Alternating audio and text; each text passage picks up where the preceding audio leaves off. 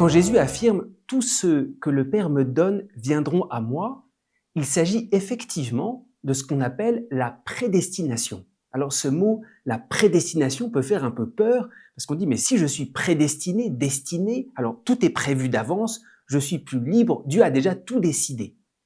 Pourtant, le mot prédestination est un mot qui est employé par l'Écriture. Épître aux Éphésiens, il nous a prédestinés à être pour lui des fils adoptifs par Jésus le Christ. Que signifie la prédestination? En réalité, la prédestination, c'est vrai, c'est le regard éternel de Dieu sur moi, qui est donc avant le temps. Mais il faut bien comprendre ce que cela veut dire. Avant le temps, Dieu n'est pas dans le passé. Avant le temps, c'est un regard éternel et actuel de Dieu pour moi. C'est un regard où tout est présent au regard de Dieu. Et c'est pour ça que c'est un regard qui ne me contraint pas.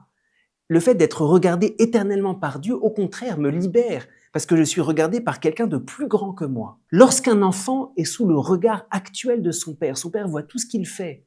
Il connaît ses fautes, ses erreurs. Ce regard fortifie son enfant. C'est pour ça que la prédestination n'a rien à voir avec un espèce de regard humain qui nous enferme dans des choses toutes décidées. C'est le regard grand de Dieu qui voit tout ce que nous sommes, tout ce que nous allons faire, qui a un regard éternel sur toute notre vie, mais qui nous libère, qui nous fortifie. Un enfant qui est regardé par son père, il est plein de force. Et c'est pour ça que la prédestination, entrer dans ce regard de prédestination, c'est une grâce à demander. Lorsque Jacob, lorsqu'il a passé la nuit et il se réveille au petit matin, il dit « Dieu était là et je ne le savais pas ». Il se sent fort parce qu'il se sent regardé d'un regard éternel. Alors surtout, ne nous arrêtons pas à des caricatures.